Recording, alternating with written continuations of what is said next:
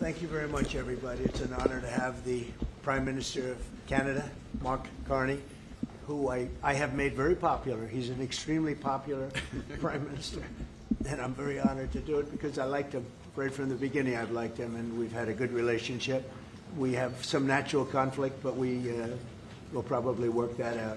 But we've had a very strong relationship, and your hosting of the various countries that showed up, that was a beautiful job you did, and I appreciate it very much.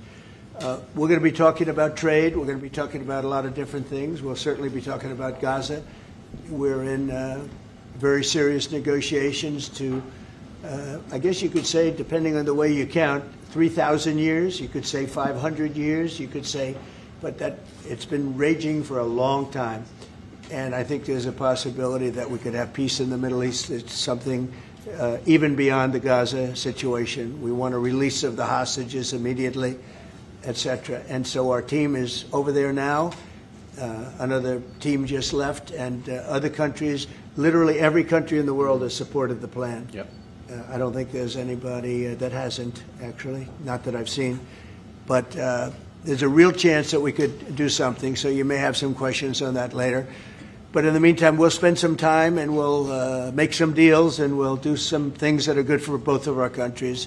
And Mark, it's an honor to have you. Thank you very much. Thank you very much, Mr. President. If I may, you kindly hosted me and some of my colleagues a few months ago, and I said at the time, you are a transformative president. And since then, the transformation in the economy, unprecedented commitments of NATO partners to defense spending, peace from India, Pakistan through to Azerbaijan, Armenia, disabling Iran as a force of terror, and now, and I'm running out of time, but this is in many respects the most important.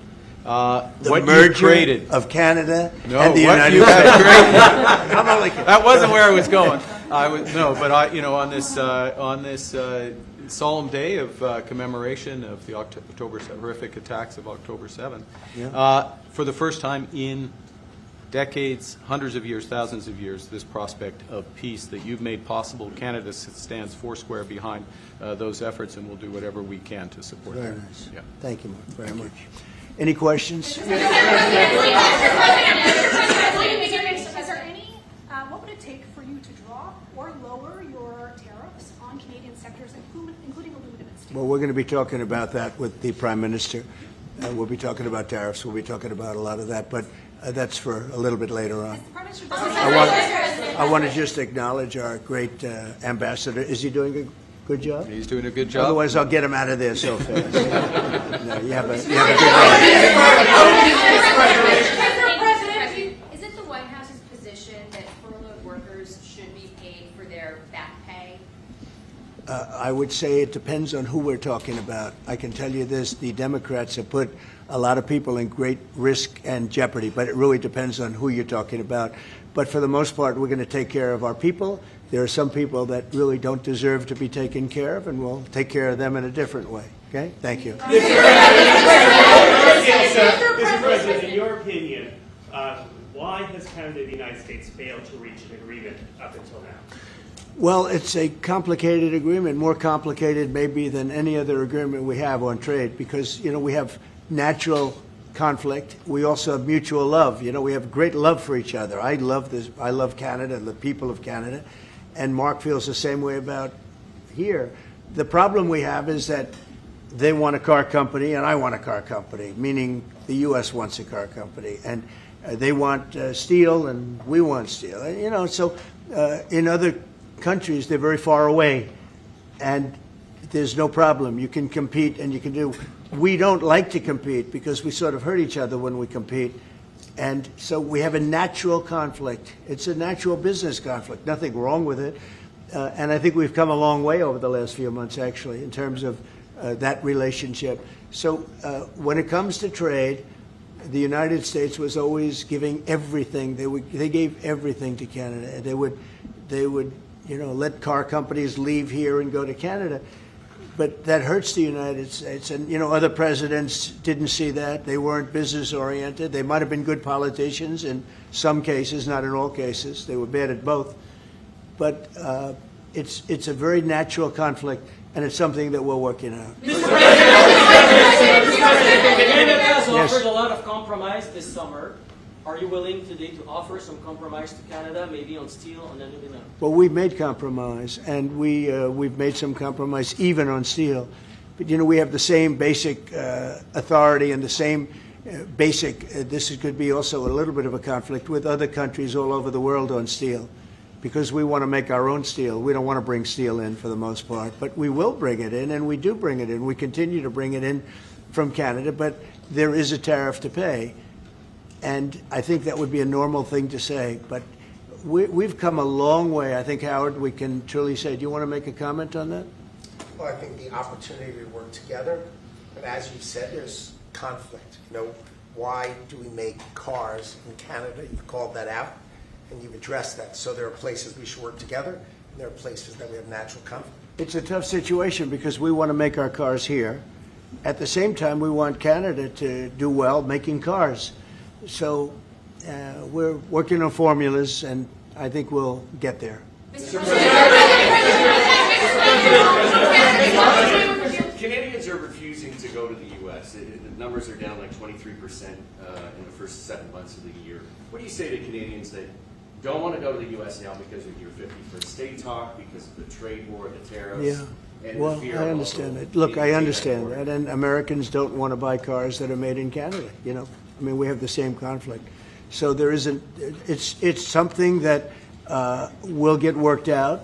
There's still great love between the two countries, but you know, American people want product here. They want to make it here.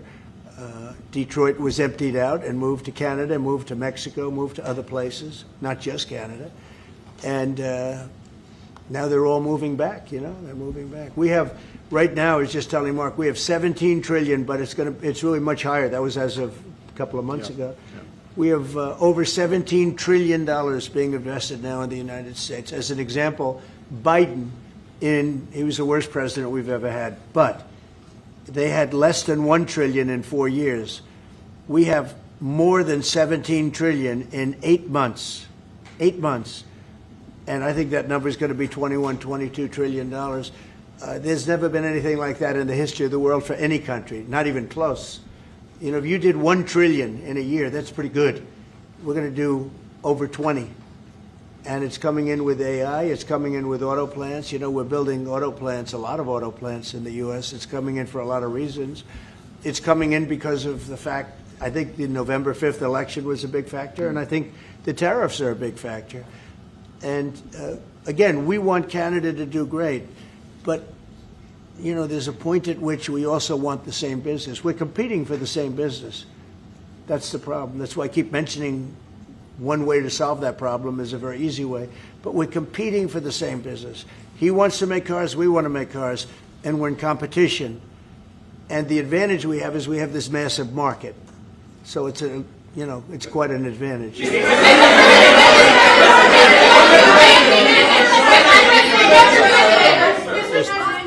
President, can we talk about Portland for a second? Are you planning to invoke the Insurrection Act?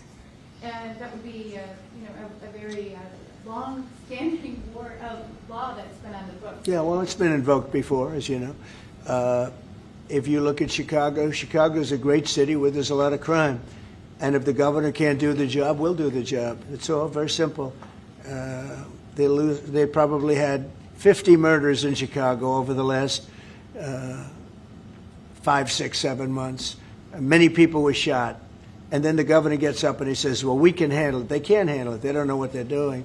The mayor is grossly incompetent. He's at a 4% approval rating in Chicago. He's at a 4%, lowest approval rating, lower than even de Blasio had, which is hard to believe in New York. I thought de Blasio would always maintain that record, but the Chicago guy is even lower. So I think that we want safe cities.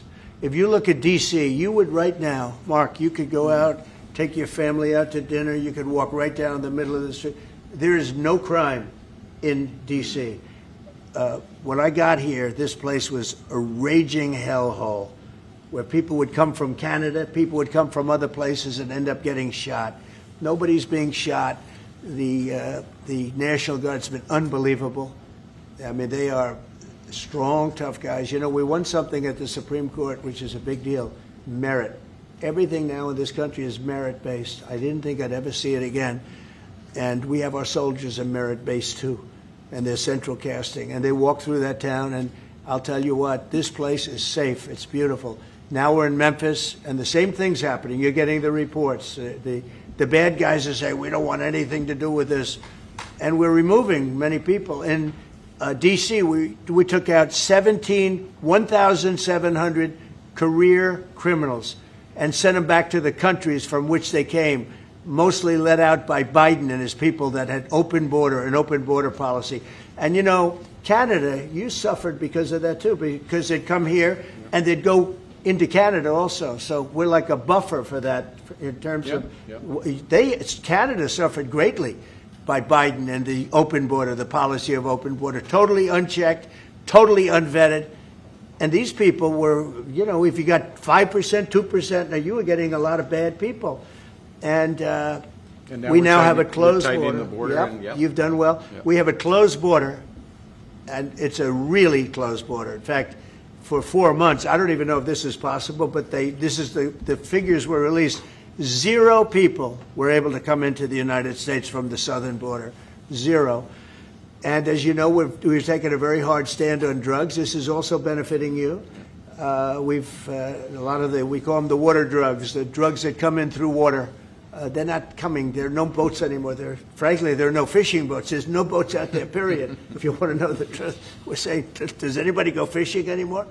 The fact is we knocked out, probably saved at least 100,000 lives, American lives, Canadian lives, by taking out all those boats coming in. So it's, and now they don't come in that way anymore. Now they'll come in other ways, and we're not going to allow that either. So we've done a great job on that.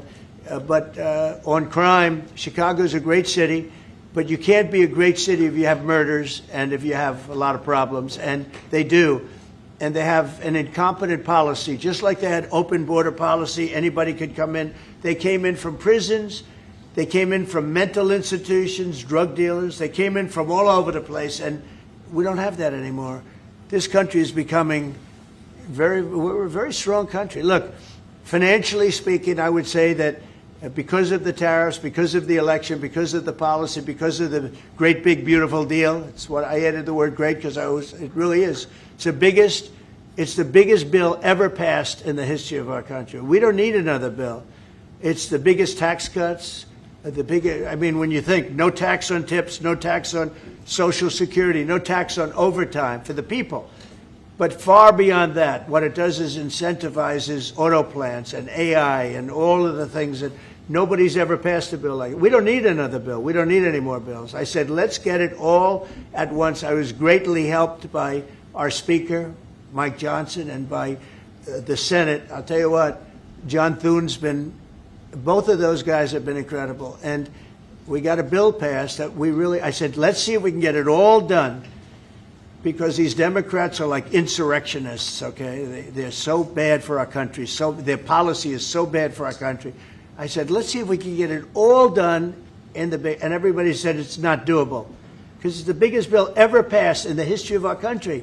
And we got it all done. We don't need anything else. We got everything we want. And now, because of that, that's a big reason why the companies are coming in. You know, 1 year depreciation, 1 year write-off, 1 year expensing. Nobody's ever seen anything like it. So they're coming in from all over the world.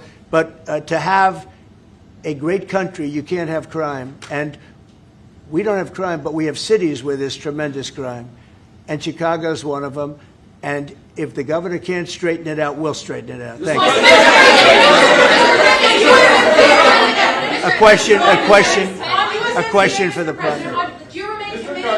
Mr. Prime Minister, I'd like to know how come the UK and the European Union have succeeded to sign deals and bring the tariffs down, and Canada still hasn't been able to do the same? Yeah, because they're not located right next to each other. It makes it, in many cases, it's much better and easier. But yeah, and if I may, let's be clear about the relationship as it stands right now. We are the second largest trading partner of the United States. We do a lot of trade going across the border where we're cooperating, first thing. Secondly, we are the largest foreign investor in the United States. $500 billion in the last 5 years alone, probably $8 trillion in the next 5 years if we get the agreement that we expect to get. Thirdly, there are areas, as the President just said, where conflict, maybe not so much conflict, we compete. There are areas where we compete, and it's in those areas where we have to come to an agreement that works. But there are more areas where we are stronger together, and that's what we're focused on. And we're going to get the right deal. Right deal for America, right deal, obviously, from my perspective, for Canada.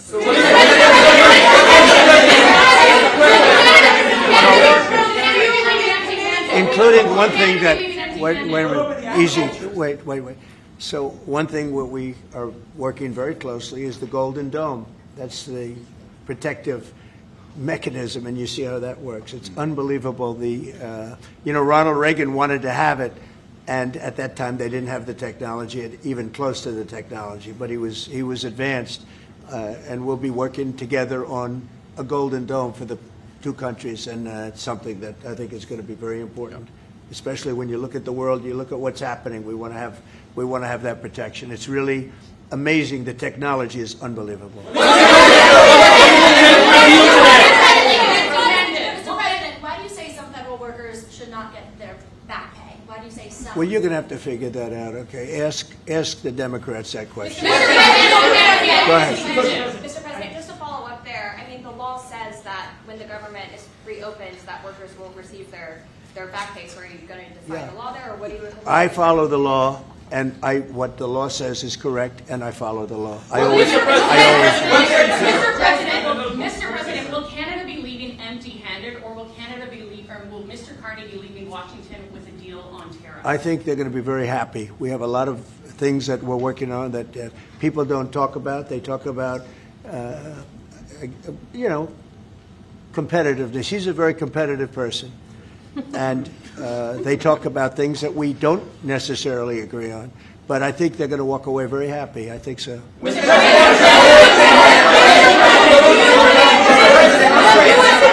President, on all your trade deals that you've signed, there's been a minimum tariff that countries have got. When USMCA gets renegotiated, do you want a minimum tariff on goods between Canada and the U.S.? Well, we're going to have tariffs between Canada, and, they have them with us. I will say with our farmers, as you know, they went up to as much as 400%, 250, 300, and even one at 401. We found one having to do with a very small product, but it was high. So we've always had tariffs between the two of us, and actually Canada was charging us very high tariffs on our agricultural things, a lot of our agricultural product, and that's one of the things that we talk about for bringing that down. So this is a mutual thing, but. We've been charged tariffs. Look, we're the king of being screwed by tariffs, just so you understand. And I'm not talking about with Canada. I'm talking about with countries all over the world.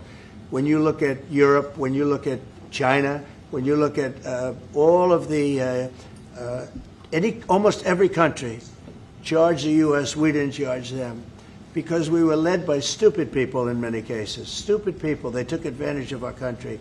They're not taking advantage of us anymore. If you looked at European Union, they're all my friends. I don't blame them. I blame our presidents. I blame our past presidents and, business leaders. But we are the king of countries that have been taken advantage of for many, many years. We've been paying trillions and trillions of dollars and receiving nothing at all. As an example, prior to the deal with Europe, where they pay a lot of money, but they're happy and I'm happy. The deal was good. It's a fair deal, but it wasn't fair. You couldn't put a car into Europe. You couldn't sell your agriculture into Europe. You couldn't do anything. And now we have it so that it's open. We charge them tariffs. We didn't charge them tariffs a car. They charge us tremendous. I said to Angela Merkel once, I said, how many cars have gone to Germany from the United States? And she said, well, I don't believe any. And I said, you're right. You're right. Well, that doesn't happen anymore. And they're paying a fair amount. It's just a fair amount. It's not, I could ask for much more. It's a fair amount. But the United States now is using the same thing that they've used on us. And I just can't believe it's taken presidents so long to do this. And again, we're going to treat people fairly. We're going to especially treat Canada fairly. But I can't believe it's taken so long where we get charged and don't charge them. Japan was a good example. We made a deal with Japan. You saw that, Mark? A deal with Japan. It's a much different deal than we've had in the past. But they would send us millions of cars, no charge. We weren't allowed to send them cars. We sent them no cars. I doubt you had one car go into Japan because we were restricted. They didn't want our cars.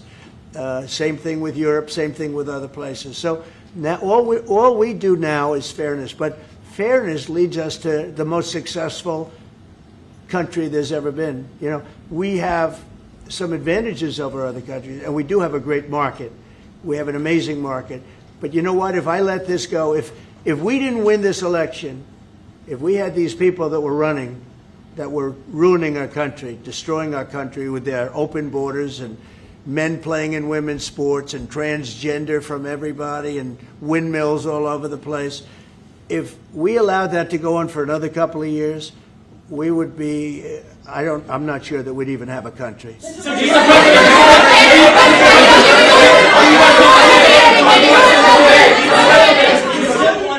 Yeah, Brian.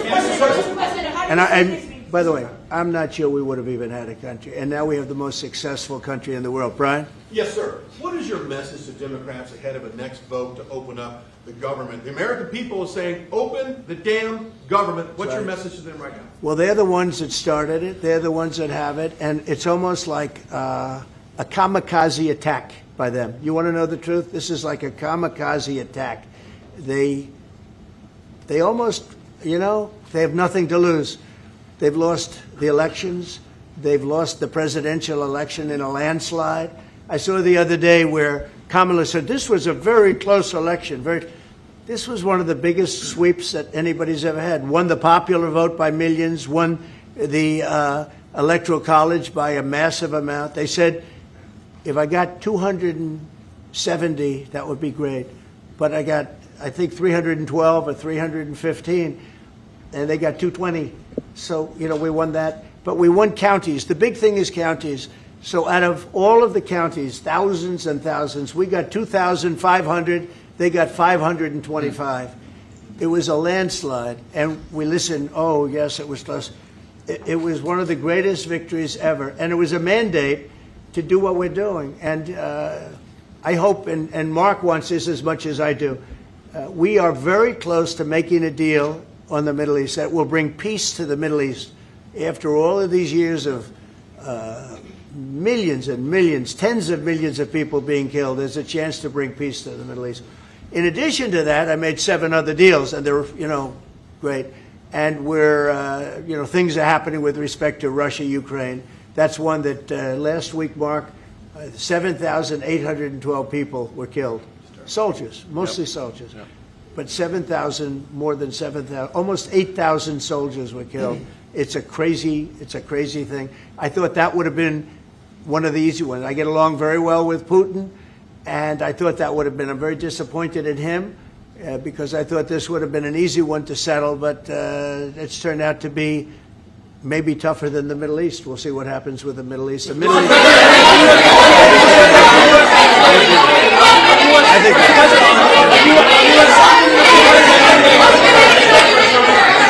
Go ahead. Behind, yes. Is the fentanyl crisis over with Canada, with the Canadian border? Is what? The fentanyl crisis. No, it's not over. It's never. I think it's never going to be over, frankly. But they've done. Canada's worked hard, and they've done a much better job than in the past. We have very few people coming in through our southern border too. We've worked with Canada and we've worked with Mexico, so we've made it a lot better. Look, 80 is too much. 80 is too much. Well, wait. I just, on fentanyl, any amount is too much. So we've gotten it down. It's down substantially. It's less than 1%, but it's, look, it's still too much. It's too much at home in Canada. A lot of people. Yeah, we got to stamp it out. On USMCA, are the two of you both committed to seeing it through in the renegotiation of that deal that you made? Well, we can renegotiate it, and that would be good, or we could just do different deals. We're allowed to do different deals if we want. We might make deals that are better for the individual What's your preference? countries. I don't care. I want to make whatever the best deal is for this country, and also very much with Canada in mind. Yeah, go ahead, please. Go ahead, sir. Sir, on China, what more can the United States and Canada do together to counter China? Well, you have to be able to compete. They're a great competitor, and Mark and I both know that, and you have to be able to compete. We have big advantages over China for lots of different reasons, and I think we're doing very well with China. I get along very well with President Xi. I'm going to be meeting him in a few weeks, as you know. I'll be meeting him in South Korea. But we've had a very good relationship for a long time. But you have to be able to compete. To do well with China, if you can't compete, you're not going to do well with China. And Canada is very competitive. I can tell you that. Canada is a very competitive country. And I think Canada's done very well over the years with China. Yeah, we have. But we'll do better together on that. Mr. President, on Golden Dome, the Middle East, what guarantees are you giving your Arab partners that Israel will not resume its offensive after the hostages are released? Well, the primary guarantee is once this deal happens, if it does happen, look, they're in negotiations right now, we are going to do everything possible. We have a lot of power, and we're going to do everything possible to make sure everybody adheres to the deal. Okay? Are you concerned about the delays at airports, and how do you see the shutdown? Oh, sure. I mean, it's they're all Democrat delays. There are delays at the airport. That's standard. And again, this is something that every day we put forth a bill. It's just a continuation. It's a very simple thing to sign and very simple to do. And I really think that these are people that I think they have nothing to lose. They have a party that's out of control. They have no leader. Nobody knows who the leader is. I look at people with very low IQs like Crockett, this woman Crockett. I never met her. But she's a low IQ individual. I look at AOC talking about how if they want to negotiate, they can come to my office. She's not in that position to do that. And who the hell is she to say that? And then I watch Nancy Pelosi not knowing what to do. I watch their leadership. Look, Schumer is petrified of primary because he's not going to win probably against anybody in a primary. You know, Schumer did the right thing, but he handled it badly. Originally, a year ago. He did probably the right thing, but he handled it badly. I think Schumer's incapable of making a deal. They are a mess. They're a party that has no leadership.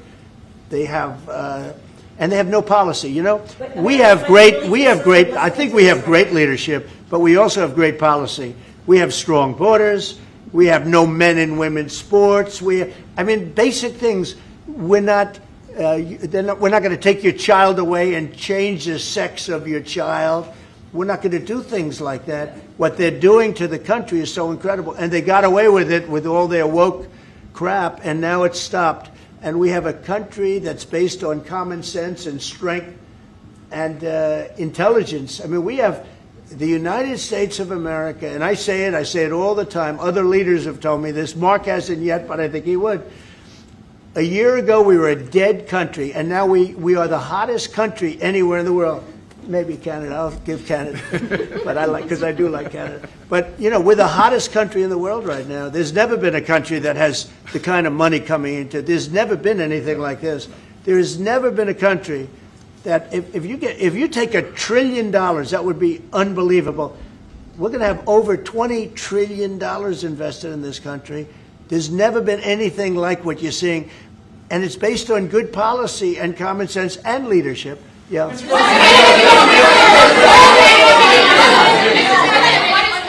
Mr. President, what is Canada giving you in return? If you say Mr. Carney is going to be leaving Washington happy, what's Canada giving you in return? Well, you'll find out, but I think the people of Canada, they will love us again. Most of them still do. If you say only 25%, I assume a lot of them. I think they love us.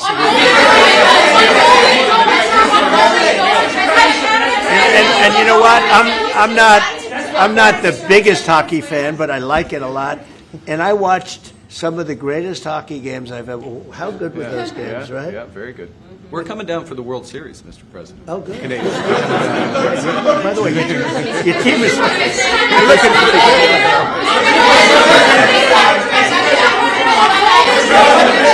Yeah, go. Mr. President, will you sign a trade deal with Canada that doesn't include supply managed goods like dairy, for example? If the federal government deal would include dairy. I mean, it's going to include everything. We'll do a comprehensive. Mr. President, have you identified programs to eliminate under this shutdown? Oh, sure. Which ones? We have a lot. I'm not going to tell you, but we'll be announcing it pretty soon. But we have a lot of things that we're going to eliminate and permanently eliminate. You know, one of the things that we have is some advantage, you could say, but because of the shutdown, which I think they made a big mistake, we're able to take out billions and billions of dollars of waste, fraud, and abuse, and they've handed it, you know, on a silver platter. And you know Russell Vogt, he's a serious person, very serious person, and he's sitting there and he's getting ready to cut things. And this is something that was handed to us by, I assume, Schumer. I just don't know if Schumer has any power anymore. I look at your leadership, I don't know who to speak to. I'll tell you what, I'm getting calls from Democrats wanting to meet. I never even heard their names before, and they're claiming to be leaders. The Democrats have no leader. They remind me of Somalia, okay? You know? And I met the president of Somalia. I told him about the problem he's got. I said, you have somebody from Somalia who's telling us how to run our country. She's from Somalia. He said, would you like to take her back? He said, no, I don't want her. Okay, you know who I'm talking about? Say it again, please. How many permanent jobs are you talking about to be eliminated? Well, I can tell you, I'll be able to tell you that in 4 or 5 days if this keeps going on. If this keeps going on, it'll be substantial. And a lot of those jobs will never come back. But you're going to have a lot closer to a balanced budget, actually. Is there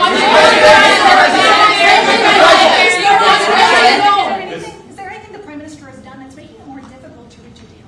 Say it? Is there anything that the Prime Minister has done that's making it more difficult or easier to reach a deal? No, I think he's a great Prime Minister. I mean, he could represent me anytime. I will tell you, I'm not saying that because he's here.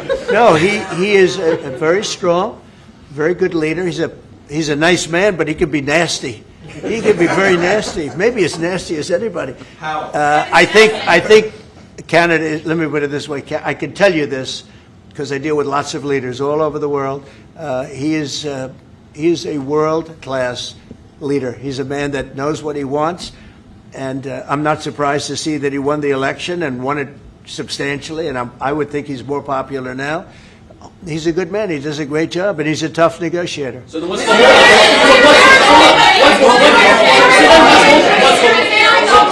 then what's holding things up? If he's a great man and you want to do a deal with Canada, why aren't you?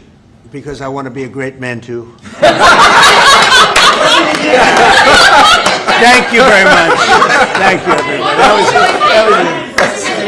That could have been. I think you got that one. That could have been. Thank you very much. Thank you.